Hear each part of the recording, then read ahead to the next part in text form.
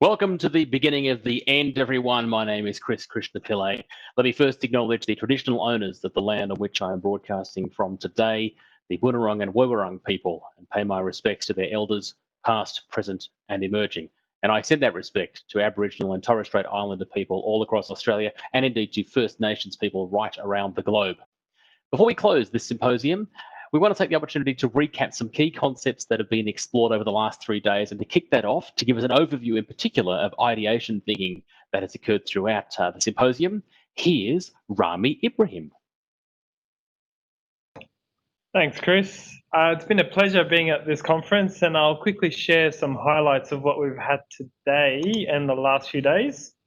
So I'll quickly bring up a few slides. So as part of the last 3 days, we wanted to tackle the future of work and really making meetings more productive. So we held a few sessions. I'll give you some context. My team and I normally run workshops with clients and partners to tackle challenges, and the key word here is co-creation, as my role here at Fujitsu is head of co-creation and innovation. The primary purpose is to come up with joint solutions, but in a different way to when you traditionally would do meetings in general and generally workshops. So these are facilities that we have around the globe. With Sydney, in Australia, we've got all these centers around Japan, Germany, London, and America as well. So what did we do at the conference? We had these 75-minute taster sessions of our HXD methods, of our workshops. We wanted to bring people together and see what creative ideas that come across the globe, because being this virtual conference, we didn't have that physical limitation anymore on who they're participating and where they're from. And we ran it right here from Sydney. So we had a few statistics gathered, and we had 53 participants. We ran through 77 activities, and throughout the process, we came up with just under 800 sticky notes, and that also had 306 ideas. And this was all done in a little over 225 minutes. And the key recipe here is that normally when you are attending a normal meeting or a workshop, you're kind of climbing that pyramid to that peak to get to the point of what is the end solution. But our workshops are completely different, and that's what we had here. So the challenge and the reflection that we're tackling here today was, how do we maximize collaboration meetings so they're more productive? This is something that affected us prior to COVID. I think having all of us jump into Zoom and WebEx and whatever tools we all used made it a little bit tougher. It highlighted the issues and the etiquette that we normally lacked in some of our meetings and one of our workshops. And we also looked at this challenge not just as a problem on its own. We know this affects people at the end of the day. So we looked at it from 3 different perspectives, and we do it on purpose because we get different outcomes. Because at the end of the day, when we're tackling challenges, we want to understand how this solves for a human at the end of the day. And that's why we're here. So we had Mark, Sarah, and Rebecca, who are completely different people, different backgrounds, different lifestyles, and where they are in terms of their jobs. We're from a sales associate to a working part-time employee, or a HR manager. And they all had different challenges that were related to meetings being more productive as well. And that was a key recipe to make sure that we understand the challenge itself and break that down and reflect on it. And we use a variety of visual tools, such as concept board, verbal tools, as using our words, but also gestures and non-verbal tools.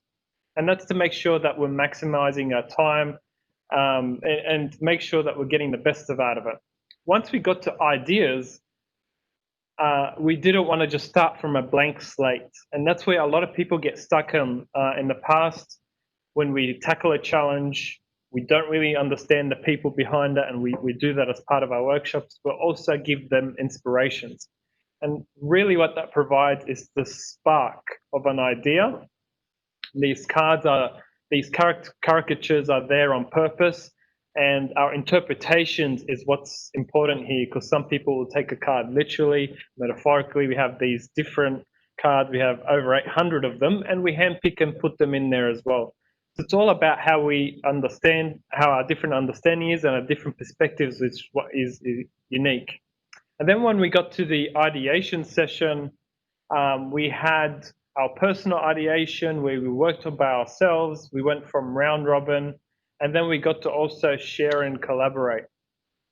This is just an example of what we did in one of our workshops yesterday, where we traveled to Team Hawaii and we had everyone come up with their ideas. But the main thing here was, rather than normally trying to compete on different people's ideas and who's better, we had a method where we would build up on each other's ideas, give that seed of an idea that I might come up with, Chris might have a better variation of that. And we go through various methods of understanding the idea, building up on it, and then give a scenario. What if there was suddenly a government incentive? What if it was the year 3000? And give those perspectives that, again, help change their mind, their perspective, to get some ideas that are a little bit more of value. And after that, we always end on a team photo, and that's just to make sure that everyone has something to share as well, because we find that the response is always good.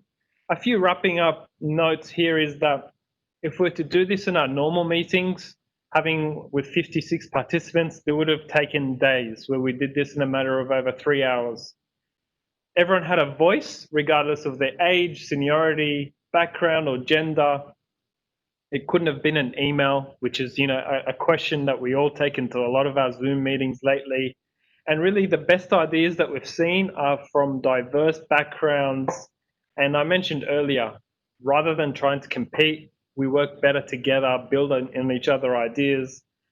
And also the way that we run these sessions, we always focus on making that everyone is comfortable, they're in the right mindset and primed for collaboration and ideation, rather than being more of here is the problem, what solution can you come for me now, and really put people under pressure, which might not be the best mindset to come up with that solution as well. I guess that the final slide here for me is get in touch. We'd love to hear from you guys. If you want to find out more, there's a QR code on screen and also an email contact. And I really thank you all for letting me be part of this amazing event. And that's awesome. It. Thank you, Chris. Thank you very much. Look, I'm not entirely sure it's in the spirit of this symposium, but I rather like the idea as I sort of come out of winter in southeastern Australia, the idea of travelling to Team Hawaii is quite appealing. Although maybe that's exactly the point of the symposium. Thank you, Ramy. Now, to capture our symposium experiences as they pertain to inclusivity, I'm very happy to introduce Liz Wilson. Hi, everyone. Thank you for having me. So I am Dr. Liz Wilson, and I'm the CEO of the Inclusive Organisation Group. And you may have encountered myself or Jill Rathborne over the last 3 days. We have delivered 6 workshops, and just in case you've missed any of them, I figured I should take you through what it felt like or what we went through. So in each workshop, we broke into groups to plan an exceptional conference experience for a range of personas. So I won't list out the whole 21 different personas we planned for, but some examples are a person with progressive hearing loss and only recently got hearing aids, a Muslim during Ramadan, a person that's rebuilding their career after leaving their country as a refugee, and even an introverted person with high anxiety when interacting in groups. So we considered the full conference experience and all the possible touch points from right at the beginning, the promotional materials and the registration process, right through to post-conference support. And of course, we considered the old school conference that was pre-COVID, the current virtual-only versions during COVID, and then what is more likely to be the reality at some point in the future, who knows when, it'll be a hybrid version, hopefully, which will be inclusive for everybody. So what we did is we looked at the whole person, not just a specific label. And by doing that, it quickly became apparent for the groups that when we look at the whole person instead of the label, we start to come up with ideas to create an exceptional experience for that individual that actually, by result, benefits everyone at the same time. So I will share a slideshow for you. Hopefully this now works, because during testing I didn't have that. There we go. It's working, people. Okay. So I just want you to imagine there are a few hundred people seated 8 to a table in a packed conference room, and they're listening to a moderated panel discussion being delivered up on stage. And, you know, there's some screens projecting the panel speakers as well.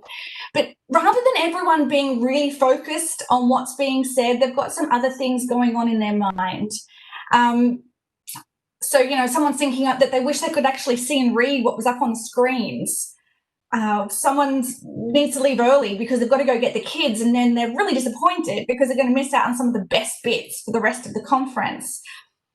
And then someone's thinking they really just think it's time that they heard from some younger and more innovative speakers. This poor guy, his back's killing him. He's been sitting in this chair for hours. And this woman up on stage, oh my Lord, she just got called honey by the moderator. I don't know. Why did this person's wondering why they got asked if they were married, but no one else at their table got asked. And this person's really concerned. Who will they talk to during the breaks? Maybe they'll go back to their room because they're just too anxious to deal with the group conversation. So as you can see by these scenarios, you don't need a label. You're not going to fill out a form at the beginning of a conference to tell people that these are your specific needs. So if you're relying on people to fill out a form to tell you that they are diverse and they have to have their specific needs met, you're going about it the wrong way. Instead, there are 8 specific needs of all humans. And so if we focus on those 8 specific needs, we're going to create an inclusive experience that's exceptional for everyone. So if we make sure our conferences are accessible so people can see, hear or understand by different alternatives what's being presented or communicated, and of course access or use what's being provided.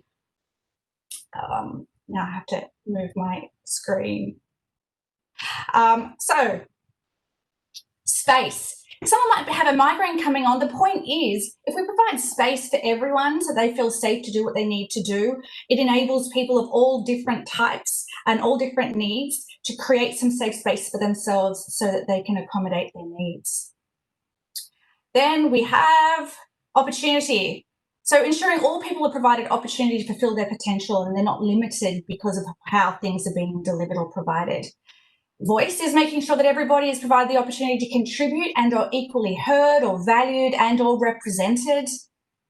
If we make allowances and adjustments are made to accommodate the specific needs of all people. Language ensures the choice of words is respectful and inclusive, but also language considers the specific needs so that people can understand and interpret what's going on. And respect, well, ensuring the history, identity and beliefs of all people are respectfully included in the way that we communicate and engage with others. And support, so that we ensure that additional support is provided to enable all people to achieve their desired outcomes. Now, through the workshops, what we did is we worked against these and we split them up across the different workshops, and we've collated copious amounts of data. Incredible collective genius from everybody, and Dr. Jill is filling out an enormous matrix for you all that you'll be able to leverage those great ideas for creating an exceptional conference experience for everyone in the future. To be able to access that after the conference. But I just wanted to share with you some of the most common, or in some cases, our favourite ideas that came up. Just 7 of them, which should be enough to keep us entertained until I finish up. So how about we deliver a conference assuming no one can see? Let's make the assumption that no one can see, and then everyone can experience it in an enhanced way. So provide a safe space and a quiet space. By doing that, you might enable people that have type 1 diabetes to go and test their insulin levels. You might allow someone to be able to pray, someone with ASD that wants to take some time out from the bright lights or the loud clapping.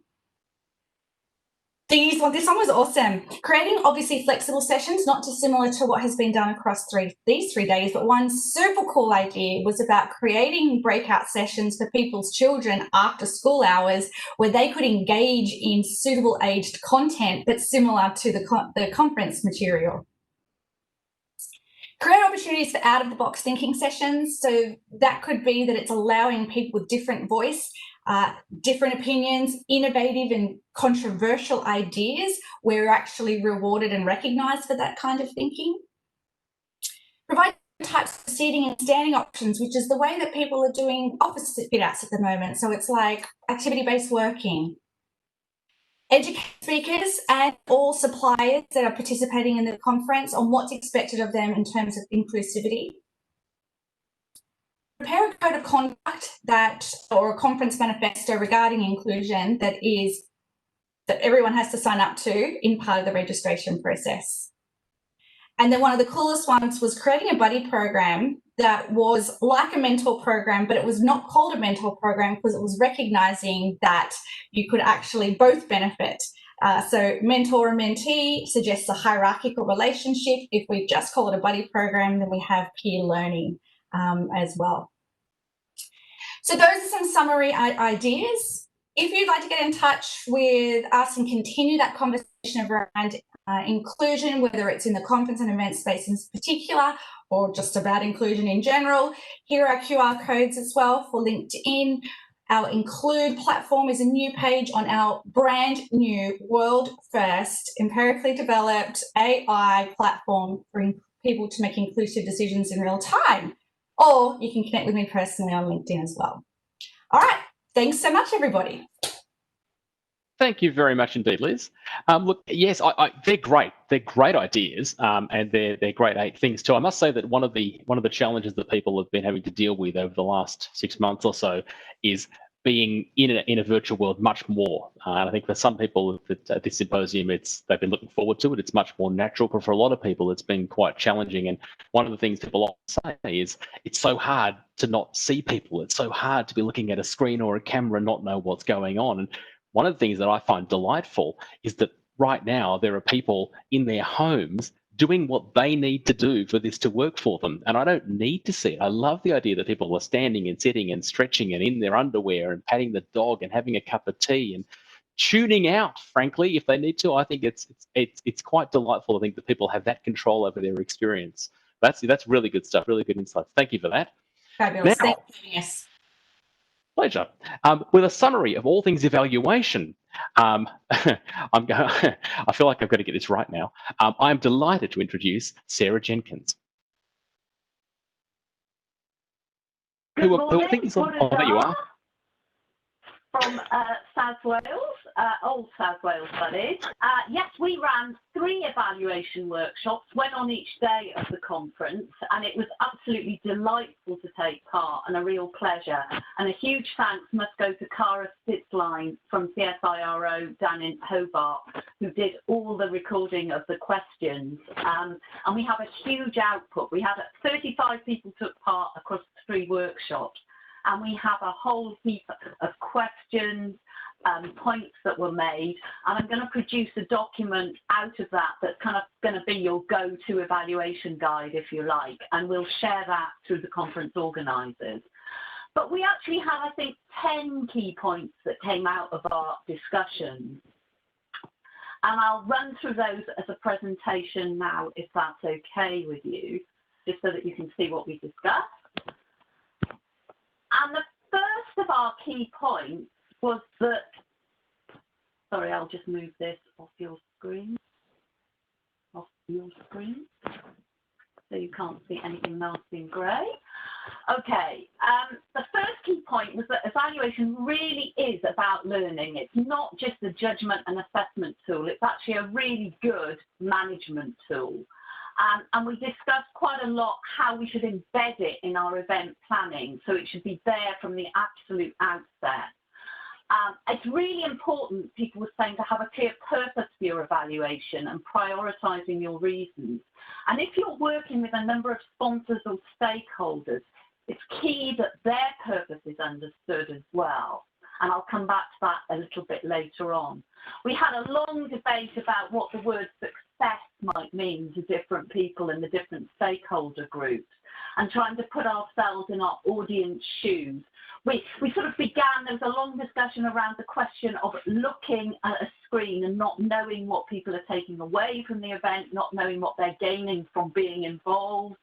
And we thought we needed to understand success in all of those contexts. We used a Y diagram, a very simple structure, just to define who our audience is, what our outcomes that we want to achieve, and how are we going to know if those happen? And the why diagram really was a tool that we came back to again and again in our discussion. So just here it is very simply, but we felt we could use this in the pre-COVID era for our physical events, in the current era when everything's happening online, and in the future when we may be working in more of a hybrid environment. And it's quite a simple way of helping us plan the event and plan our evaluation. And the key here was being specific about that impact that you're hoping to have, and really trying to understand who you're trying to influence. And it's quite interesting that I followed from the inclusivity presentation, because we talked about making our evaluations inclusive as well, and the need to understand that inclusivity is an important part of thinking about who you're trying to influence and the impacts you hope to have. So moving on to our final 5 key points, it was generally felt that in the world we're in at the moment, so in our present, the fact that we're doing so much online, and we all hear about Zoom fatigue, and we hear about people, you know, finding it difficult to interact when they don't have those cues that they might normally get in a physical environment, that evaluating the audience experience is even more crucial now. Because if we get that right, then we get the outcomes from the activities and events that we want to achieve. We talked a lot about stakeholder engagement and really getting your stakeholders on board with the need to evaluate. Some people see it as a burden, they see it as a cost. How do we demonstrate the value? And we have some great ideas about actually having a pre-brief, so a pre-event discussion with the stakeholders, with your sponsors, to really understand what their success is. Because there won't be one definition of success for your event, probably. There will be different definitions. So we thought that pre-brief was really important. And then also, it's important to continue their buy-in post-event, and the debrief session should be close to the event, but at a time when you do have some audience feedback, so you're able to share with your stakeholders the audience voice as well. So it's not just each stakeholder coming from their perspective. Point 8 was a lot of discussion around the tech that's available to us to do capture feedback during events. We can do that far more with online, if you like, tools than we perhaps could in the pre-COVID physical era. And I think our concern there, or the shared concern amongst the workshop groups, was that we could almost over-evaluate, because we could use all of the tools that are available to us. But do we actually need to do this? Are we beginning to interfere with people's experience of the actual event itself and the content of the event? So whilst embedding is a good thing, embedding evaluation, we felt there was a balance act and really only ask people what you need to. So that why question comes through again. Why am I evaluating?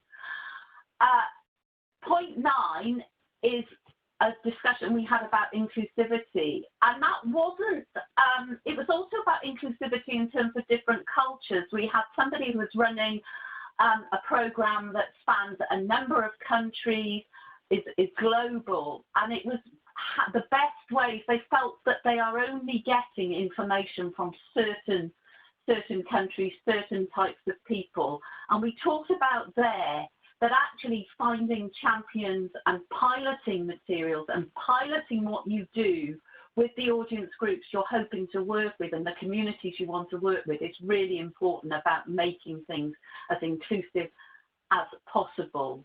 We feel there is an opportunity. We're not saying don't do the in-event evaluation. If I go back to point 8, you know, the danger of over-evaluating. We felt that the world we're in now gives us a chance to capture feedback live during events and post-events, but we really should keep it proportionate. The other thing we talked about in terms of post-event evaluation was response rates and making sure you are getting feedback. And we talked about incentives. And the general view is actually incentives can be a distraction, or they can also only appeal to a certain proportion of your audience. So you might only get a biased set of feedback.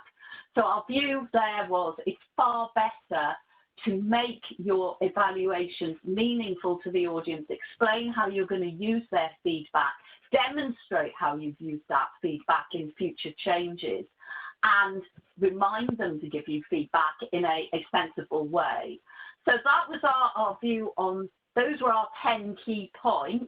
And Vanessa did ask us for some calls to action, and the calls to action were for the workshop participants, and in fact everyone who's taken part in this symposium, is to review the purpose and aims of your evaluation, why you are doing it.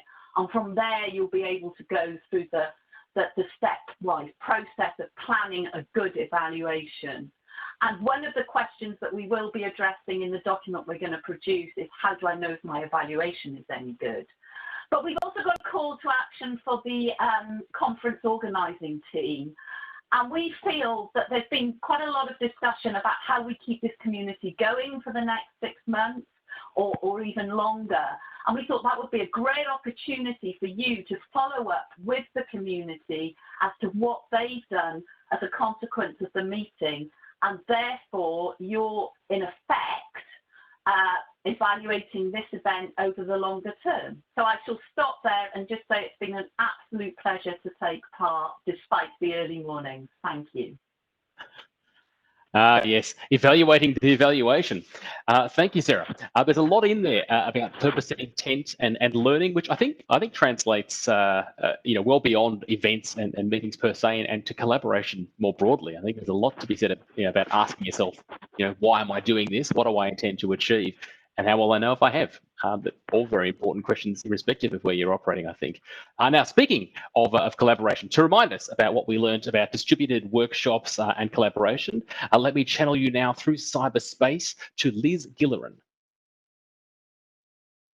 Okay, just gonna get the old slideshow working. And here we go. Okay, so this is a recap about Viveka knows the terminology much better than me because he's studying a PhD in all of this, but the workshop about workshops online. So I'm just going to quickly give you a too long didn't read it because I realize that everyone's probably a bit sleepy and wants to go and have cake. If you want to know, the cake that is waiting for me after this is an orange rhubarb and raisin one, just to keep you salivating whilst I talk. So we did a workshop within a workshop. Participants, we used a Miro board to interact with us and each other, and we reflected on videos of a workshop that me and Viveka tried to do a dry run on, just to sort of see what it can look like when it kind of goes okay, but maybe doesn't cover all of the bases. I mean, we all know that these technologies such as Miro aren't particularly good for people with dexterity issues, and that's unfortunately not really addressed in the technology at the moment, but I'm hopeful. Twitter's got alt text now. It could all happen, and we are accelerating.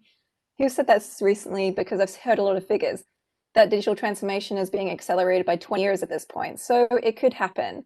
And unfortunately, our captions and stuff failed during this. So look, I just want people to take away from this. So before I go on, why we did this as a workshop within a workshop is because of this book, the Making Comics book, which is mind-blowing because it is a comic book about making comics. So we figured you can't learn how to do a workshop by us showing you a bunch of slides. You have to reflect, you have to see what's going on and how it's kind of done.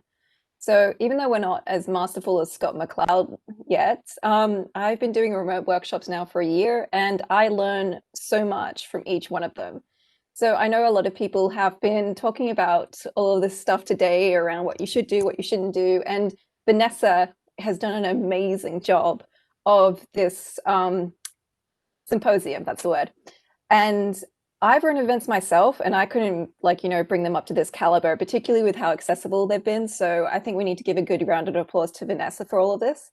But if you want to have a play around, actually, while we're doing this, you can have a play with an example of how we use the whiteboard. So I'm just going to hit play on this video so you can see what I mean if you don't feel like that. But you can head to the link, the Miro link, and sign the guest book if you'd like, and have a play around with the whiteboard. But just a note, if you do troll it, I will have to shut it.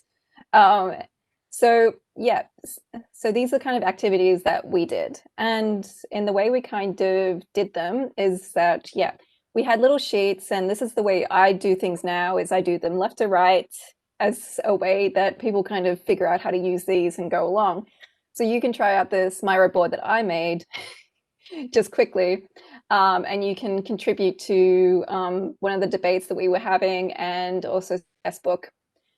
So, and I also had the chance this conference, thankfully, to use the concept board that Fujitsu used. So you can still check out my Miro because we don't use concept board. But one of the things I found really funny about this is like how we don't translate what we know in the real world to any of these technologies, even though they reflect the real world.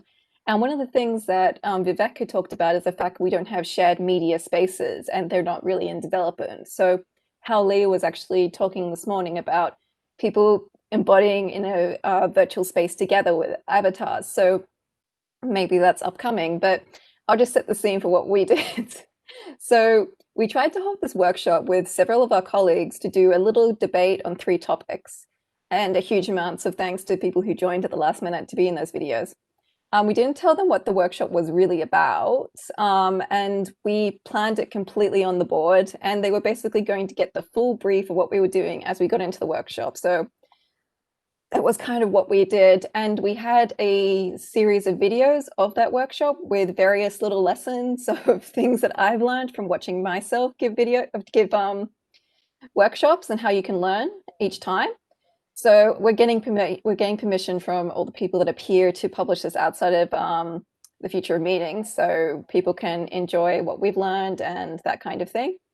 And it was kind of a combination between a debate and a retrospective about things. So I don't particularly run retrospectives, but it just featured the board and how people used it, and how Viveka and I interacted in a workshop with our colleagues. So that was fun. And we allowed the group to then think about what was good about what we did and what was not. So they got to interact with us on the Miro board and give us feedback, which was a really interesting experience, particularly having 50 people into a Miro board, which is the biggest I've ever had, and it's the biggest workshop I've ever run. So we were actually kind of thinking when we started this, who wants to come to a workshop during the day where, you know, there could be a bunch of issues, but, you know, like a lot of people signed up and we sold out. So that was really flattering. I hope you all had a good time. Unfortunately, I guess, oh wait, no, I'll get to that. So you can join this now, and this is what's on the Miro board. So you can ask us anything within reason about how we convinced you to have a go to a remote workshop, and whether you think they're better or worse than in person. So please go and have a play. But basically, we came down to the major rules about workshops, that Murphy's Law, everything will go wrong that can go wrong. And, you know, running out of time, which happened to us. So we ran out of time really early, and I was really quite upset about that. And that was partially because we began late and then people had problems, but that is going to happen. Forgive yourself and move on, and commit not to making those mistakes again. So people generally want you to succeed. There's no one in my workshops over a year period has ever been so much of an arsehole that they sabotaged everything I was doing. Like, people are invested, they're on their screen time, they want to have a good time, and they want you to kind of give as much knowledge as you can. So leverage that. Lock everything on the board, because those boards got really messy if you can. And one of the biggest things that the people who managed to stay 10 minutes over, thank you, got to find out is that I didn't engage the chatty, like the non-chatty ones, because we can't see them on our video conferencing software, because they won't bump up to the top. They'll just sort of hang in the back, and that's fine. I think if you engage, I know this is a really big generalization, but if you engage extroverts and introverts, some people prefer to speak, others prefer to make a little note, and then you can read it out, but that's fine. You need to have a variety of options. And engaging the right ones, give people time to adjust to a platform that you're using. So these little videos that I make, go back one. These little videos that I make, I send out before I do workshops to make sure that people can have a play and get used to it, figure out how to use their mouse, because these things are really unkind to old mouses. And also if they can get in or not, so we can fix things at the time. We Unfortunately, these things are really hard to fix when we get into a workshop mode because, you know, it's not like fixing a leaking pipe. I have no idea what the pipe's leaking or why because of the way that these are kind of closed off. And make a video of the exact thing that you need them to be able to do in order to let them practice before the workshop and send it to ahead of time. Embrace chaos. Chaos happens in the best workshops. Viveka said in our pre-record that the easiest workshops are the ones that fail. So even if your remote workshop fails, you know, at least you did something. So, and chaos happened. So except that people will be doing other things whilst this is happening, they do it normal workshops anyway. If they're on Reddit or they're doing something else, some people are multitaskers, some people have, you know, maybe they're just, you know, they've got a million other things to do. That's going to happen. Just don't make sure that everyone's like, you know, got their full focus all the time because that's just not going to happen.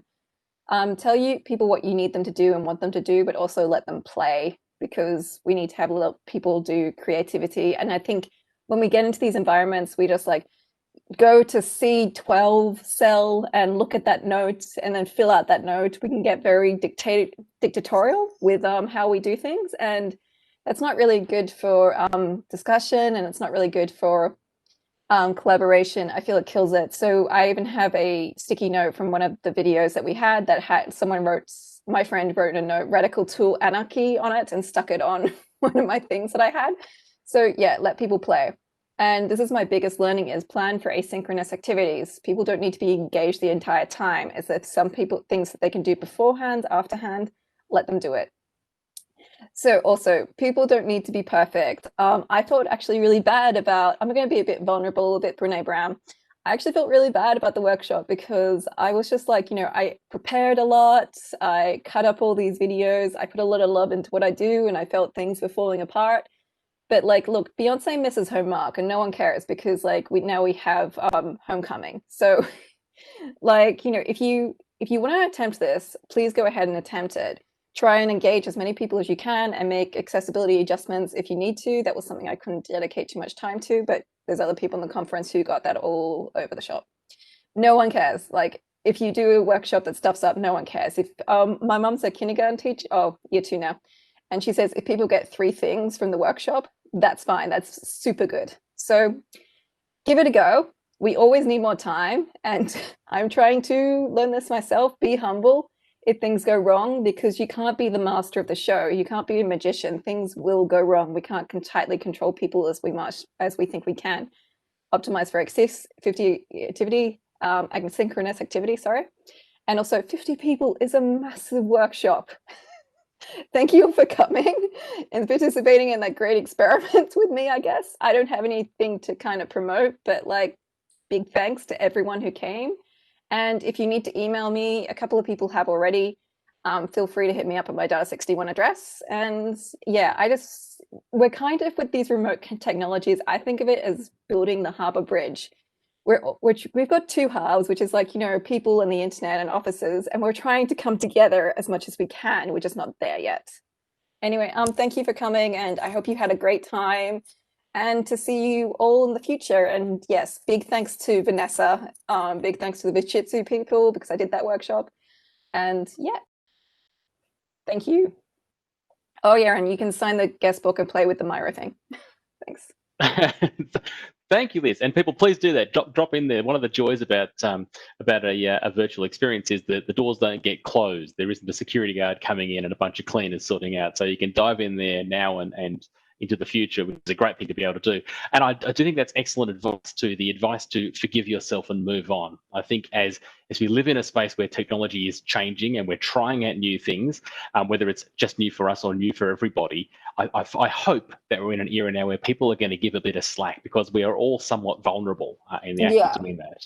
That's definitely. That was one of the most vulnerable moments of my entire life. I needed to calm down after that. So well, yeah, I hope you feel good about doing it. That's where the reward should be. But please, like, yeah, everyone on the call, give it a go. Give it a go. Even if it fails, just try it again. All right, that's just for me. Thanks.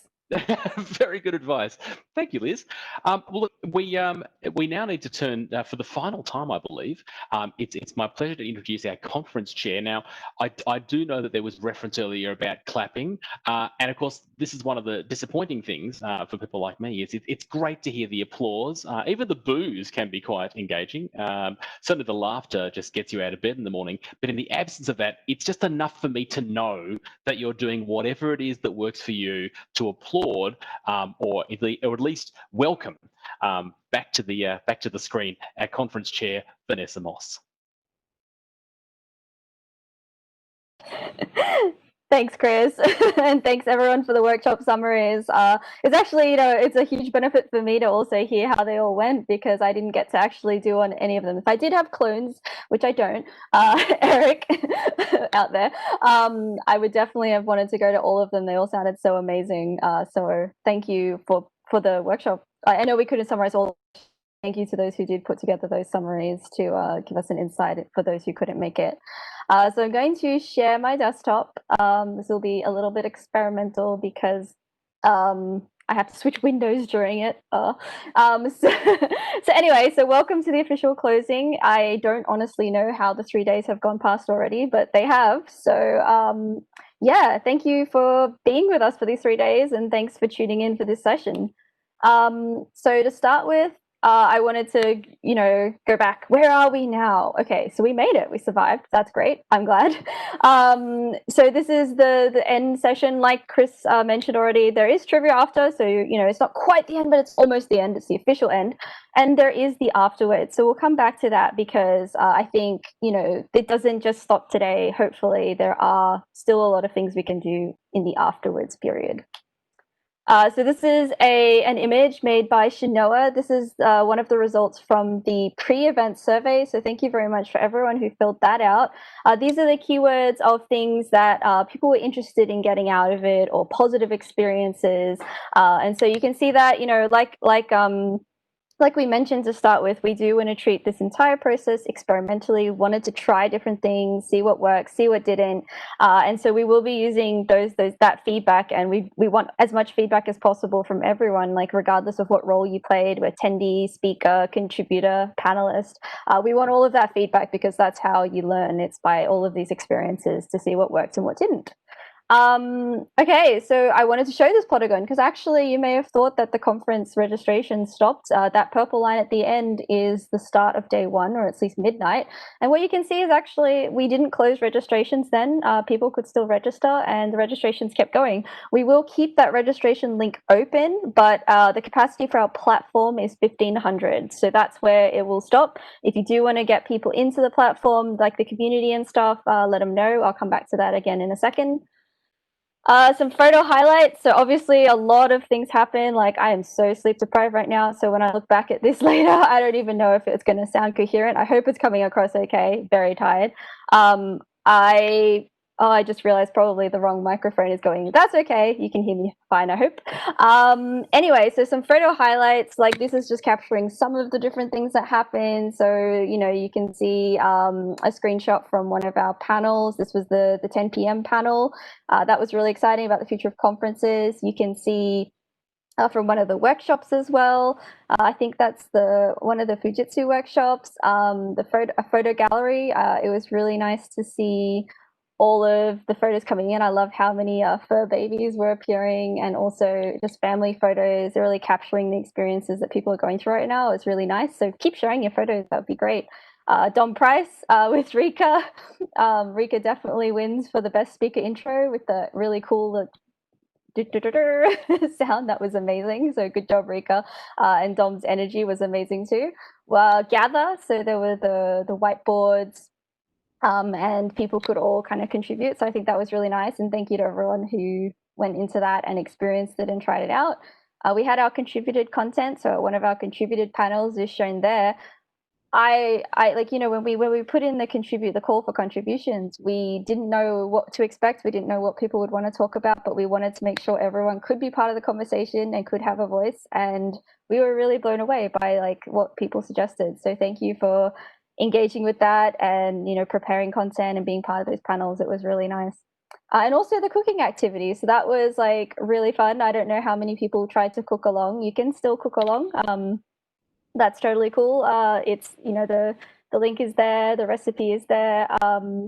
Definitely give it a try. That was really fun. So I hope those who did try it out also enjoyed it. We had the virtual group walk where we tried to walk around Australia. How far did we get? Well, we almost left Brisbane-ish, almost. But that is like, so that's, it was a very small period of time. A lot of different people did some steps. I think we got something like 30,000 steps in 45 minutes or half an hour. So that's not bad. Like, if someone was running really fast, they could probably do that. But we will keep that link open so you can continue to bank steps. And as a community, we can see if we can make it around Australia one day. It's a lot of steps. I wanted to say also thank you everyone for being very polite. We had this slide in the introduction about the code of conduct. We had moderators throughout, but actually everyone was really nice and respectful, and we didn't have to, I don't think we had to delete any comments or ban anyone. So thank you so much for coming to this with, you know, very like a courteous attitude, but also willing to discuss and willing to have different opinions. We appreciate that, and our moderators appreciate that because you made their jobs pretty easy, and we appreciate, like, you know, it's nice to have everyone be so positive and thoughtful in this process.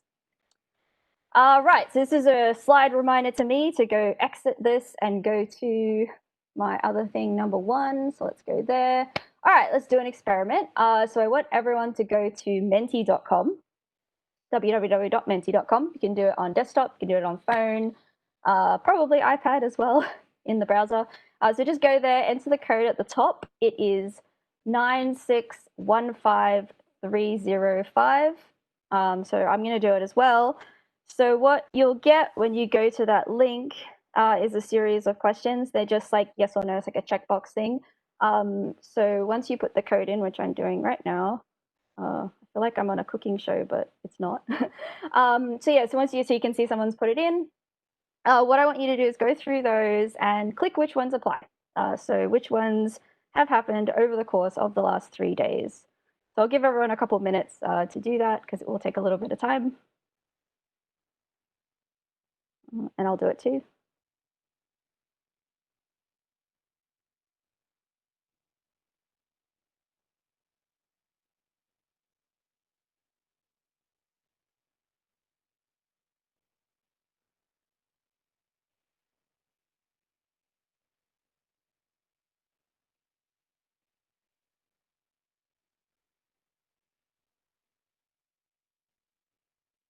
I'm just going to stop sharing briefly because I'm going to fix my audio while you guys are doing that. Thank you. Ooh.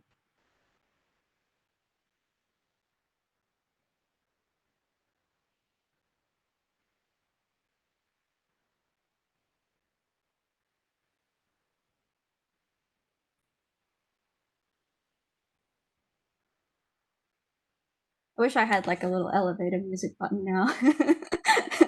I guess this Eric can't really do that on cue. It's like it's okay if you want to sing, Vanessa. That's not weird. Wait. I just remembered which one of us is the singer, Chris. I think my audio is playing up. You don't have to answer this, by the way, but I'm interested, just returning to the earlier conversation about evaluation. I wonder if you'd asked yourself these questions before the symposium began, I wonder how these numbers would stack up against what you'd expect. Yeah, it's interesting. Like like Sarah pointed out, evaluation should really be a huge part of everything we do from the start. Like, and we talked to Sarah at the start and we tried, but like I think we could have done a lot more evaluation, or just like, you know, really links those things together really well. So yeah, no, it's actually I have no idea what those percentages are. That I should have put numbers. I think I set it up. The numbers in the bottom of the screen. So at the moment you've got 51 respondents. And are you getting? I'm trying to imagine. Like I don't think those percentages. Hold on. Let me. Wow.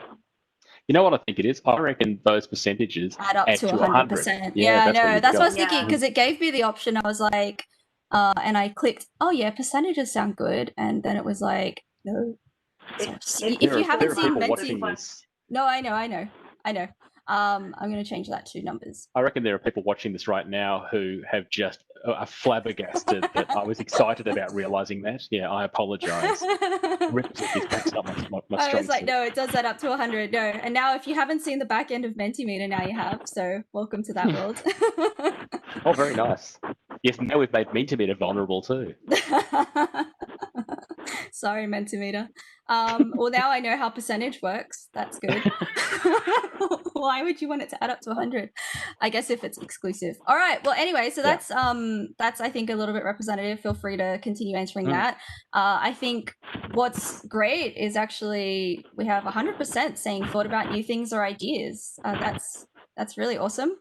We have and high percentages of so like I said from the beginning, we wanted this to be a place for new ideas, for shared perspectives, different kinds of interactions, interacting with someone you didn't know. So I'm glad to see that lots of people cross paths with someone they didn't know, learned a new thing or something you can take away for a meeting. I'm fascinated to know that most people have been out. I've been out of my comfort zone because I'm so sleep deprived. But and also, like some things are just different and hard. So I'm pleasantly just surprised. Like I'm interested to see that there are people who haven't been. So we'll hopefully, with our post-event survey, be able to capture some of that and see, what things pushed you out of your comfort zone, what things were fine, and all of that. So anyway, that's the end of that Mentimeter experiment. Thank you for participating. I'll go back to here. Nope. Present and share are different things. All right, so next. So we wanted to announce the prizes because I know everyone's probably very excited to hear about that. So congratulations to Haiyin for her amazing plated dish. She cooked along, she posted a photo, and that looks like really, really nice. So I hope it looked as nice as it tasted. You will be winning a Syro cookbook and we'll be in touch after the conference to follow up on that. So this is third place for the best photo. I do love chickens, so I'm glad to see that chickens are represented. Actually, you'll see a little bit of a theme here. Hang on, are they in an egg cup? Because that's brilliant. I think so. That's gold. And I think it had a pun too, so maybe Andrew can post I forget the caption, but it was pretty good.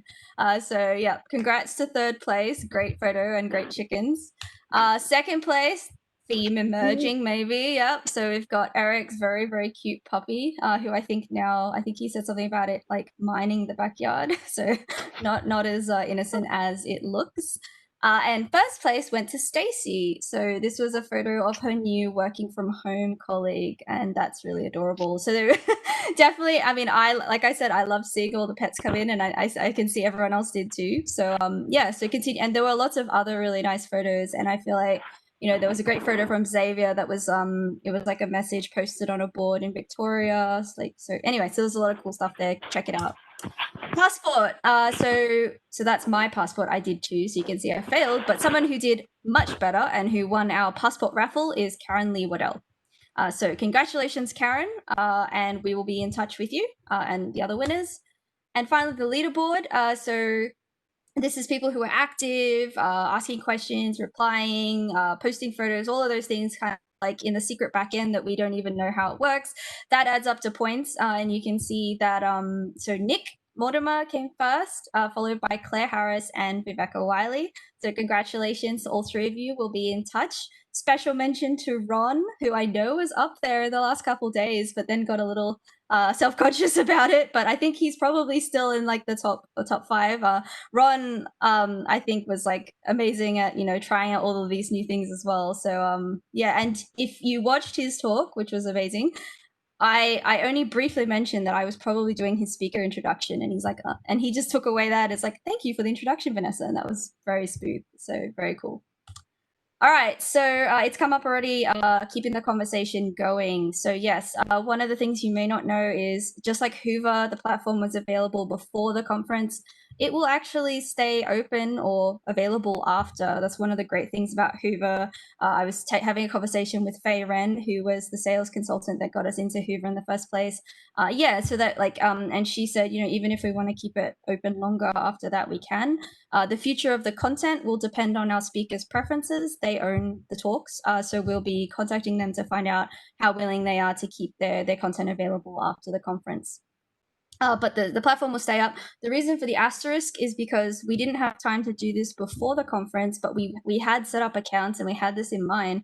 We realized that not everyone may want to log on to Hoover and do things. Maybe a podcast is useful. So we're going to be exploring ideas like turning talks into podcasts, making content available in different ways, assuming we have the permission to do that, so that there's like different ways to engage with it and have everything available depending on what works for you. So that's something that's the reason for that asterisk there. For those who joined in the Gather social breakout, thank you. That world that Glenn painstakingly built, you can see all of the little dots and I think someone mentioned to me that they'd found out that if you sit in certain chairs, you can only hear each other and not others. So there's like a lot of very nice stuff in the back end there. You can still check it out. It's open. It's just not on the private server anymore, but it will actually keep working as normal. So you can still check that out. It will stay where it was in the agenda. And also we have so I'd made lots of other little test worlds, just the basic custom map, nothing custom like the one Glenn built. But you can see all the different styles.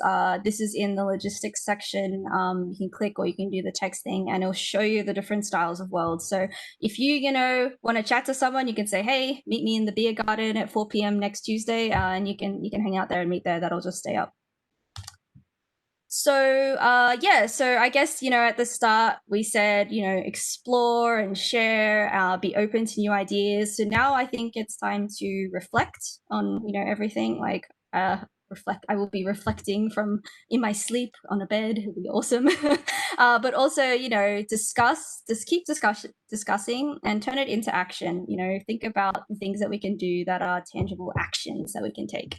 And my laptop is blopped. What did I put? Oh, yes, that this is the beginning of the conversation, not the end. I definitely feel like, 3 days is enough to scratch the surface of all of these new ideas and meet new people and stuff. But you want to keep the conversation going. So please do that. We'll try to help out with that as much as we can.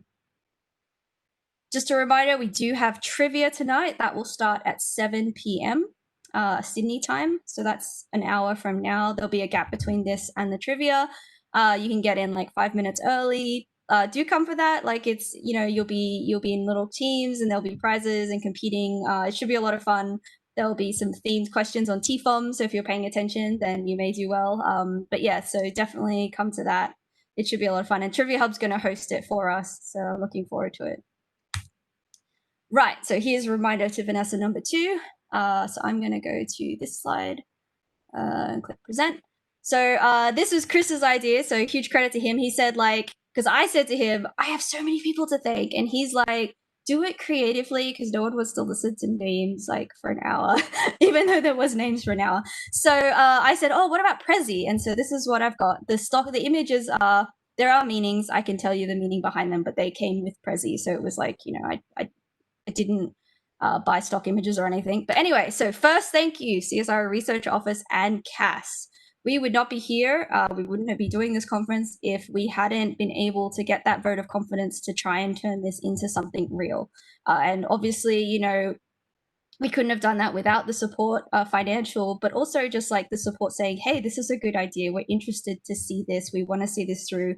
We want to be part of the conversation as Australia's national science agency. We want to be part of this conversation about what the future of everything looks like. So thank you very much to them for letting us even, take the first step on putting TFOM together.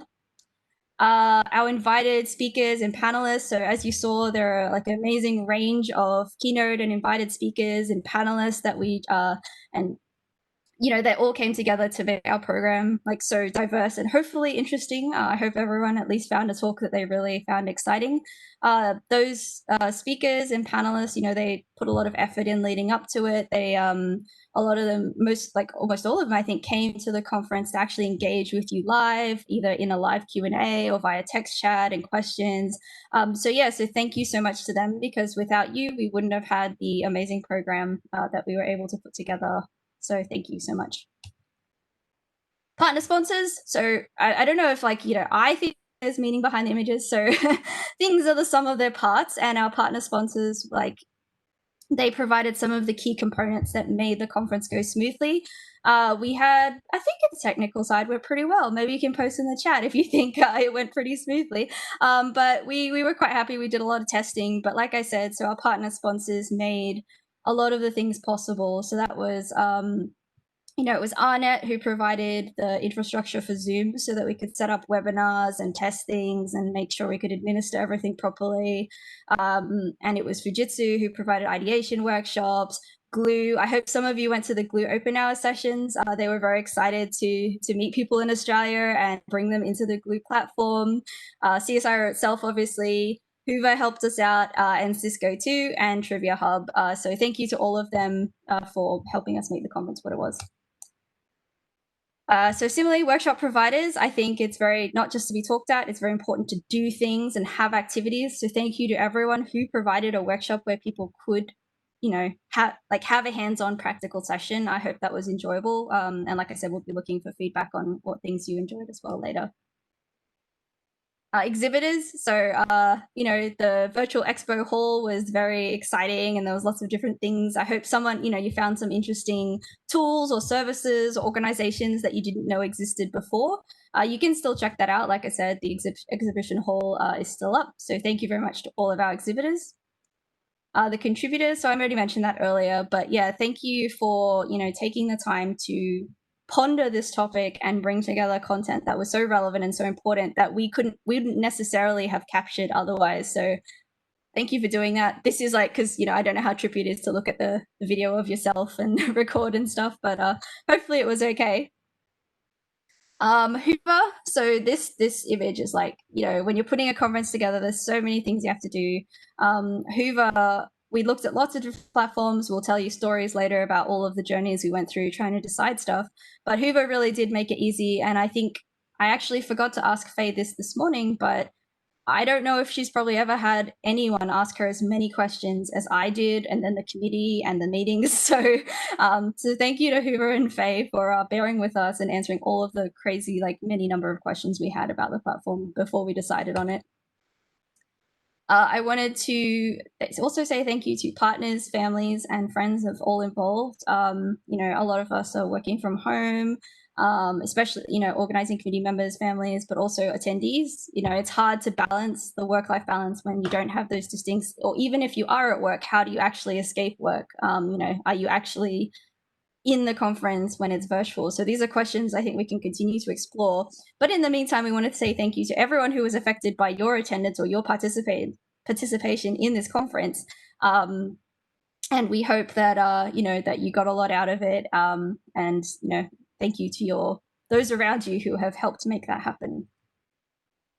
Oh, I went backwards, going forwards again.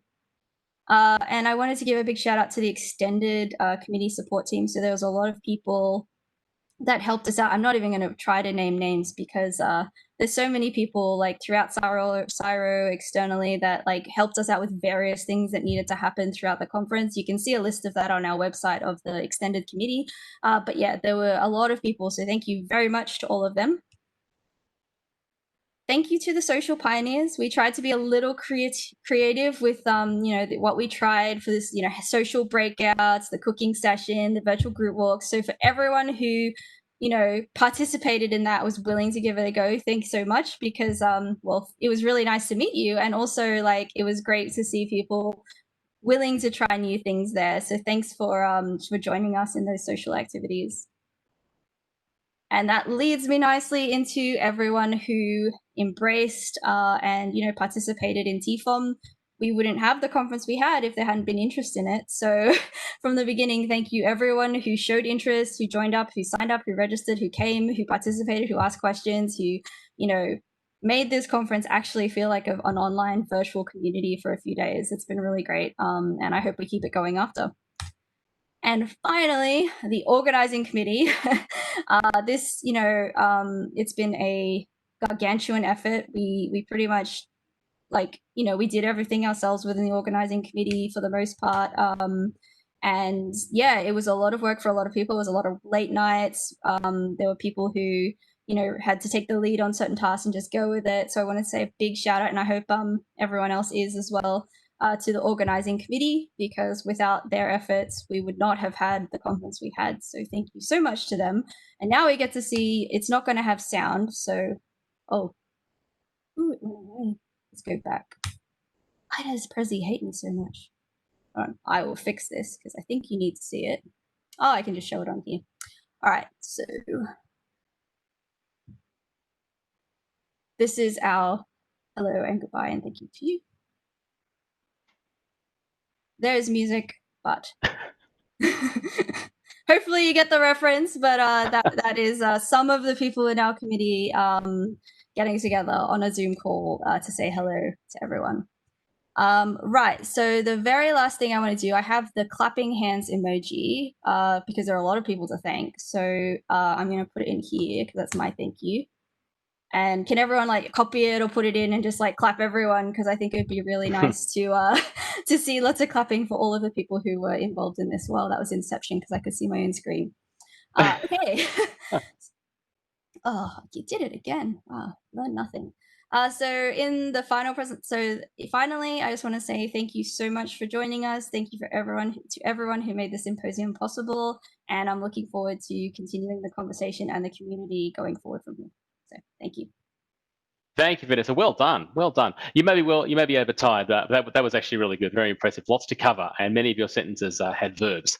Now, and look, regarding the virtual walk, yeah, okay, it doesn't look like much when you say it's just outside of Brisbane, but if you move the starting point in the middle of the Simpson Desert, or I don't know, bottom of the Mariana Trench, it's no further, but it seems much more impressive. So I think you can probably pump that up a little bit more. But look, as Vanessa mentioned, the conference committee has been beavering away over many months, late nights, often hitting up against all kinds of hurdles and barriers, but pushing through those with very good spirit, actually. But no one has worked harder than Vanessa herself, and I believe there is a token of appreciation coming your way. Possibly in real time. I don't know if I'm getting that wrong. I think Glenn said that he'd been entrusted with the task of providing some kind of prize to express the appreciation of the rest of the committee, and I suspect the delegates as well for getting. Oh, there we go. Look at this. Hang on, it's a bag of. It's just a bag. Okay, that's disappointing. Oh no, it's an enormous card inside a bag. No, it's just a bag. I was right the first time. Is there anything? Oh, here we go. There we go. Excellent. And if there's one thing I've learned over many years of conferencing and event involvement, there's nothing better when you're overtired than lots of sugar and red wine. So I'm sure that's going to end well. Now, folks, look, I've got to say that even though we're at the end of this symposium, it does feel, especially after those last few presentations, like this is much more like the end of the beginning than the beginning of the end. I think Vanessa was absolutely spot on with that observation. Certainly over the last 3 days, our eyes have been lifted to the future. So as time carries us all forward, I urge you to stay in touch. Stick around the platform as long as you can. Keep working with each other to make tomorrow as good a place as it can be.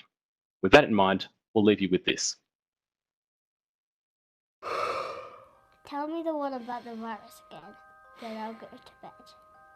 But my boy, you're growing weary, sleepy thoughts about your head. Please, that one's my favourite. I promise just once more. Okay, snuggle down, my boy, though I know you know full well. The story starts before then, in a world I once would dwell. It was a world of waste and wonder, of poverty and plenty, back before we understood why hindsight's 20/20. You see, the people came up with companies to trade across all lands, but they swelled and got much bigger than we ever could have planned. We'd always had our wants, but now it got so quick, You could have anything you dreamed of in a day, and with a click.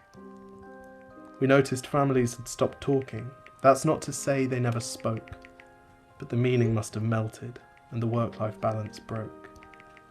And the children's eyes grew squarer, and every toddler had a phone. They filtered out the imperfections, but amidst the noise, they felt alone. And every day the skies grew thicker, till you couldn't see the stars. So we flew in planes to find them, while down below, we filled our cars. We'd drive around all day in circles. We'd forgotten how to run. We swapped the grass for tarmac, shrunk the parks till there were none. We filled the sea with plastic, because our waste was never capped, until each day when you went fishing, you'd pull them out, already wrapped. And while we drank and smoked and gambled, our leaders taught us why. It's best to not upset the lobbies. More convenient to die. But then in 2020, a new virus came our way. The governments reacted and told us all to hide away. But while we all were hidden, amidst the fear and all the while, the people dusted off their instincts. They remembered how to smile. They started clapping to say thank you and calling up their mums. And while the car keys gathered dust, they would look forward to their runs. And with the skies less full of voyagers, the earth began to breathe, and the beaches bore new wildlife that scuttled off into the seas. Some people started dancing, some were singing, some were baking. We'd grown so used to bad news, but some good news was in the making. And so when we found the cure, and were allowed to go outside, we all preferred the world we found to the one we'd left behind. Old habits became extinct, and they made way for the new, and every simple act of kindness was now given its due. But why did it take a virus to bring the people back together? Well, sometimes you've got to get sick, my boy, before you start feeling better. Now lie down and dream of tomorrow, and all the things that we can do. And who knows, if you dream hard enough, maybe some of them will come true. We now call it the Great Realization. And yes, since then there have been many. But that's the story of how it started, and why hindsight's 20/20.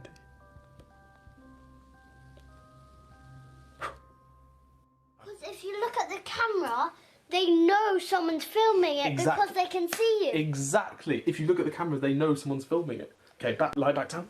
Wait, can I just practice right now? Yes. 1, 2, 3, 4.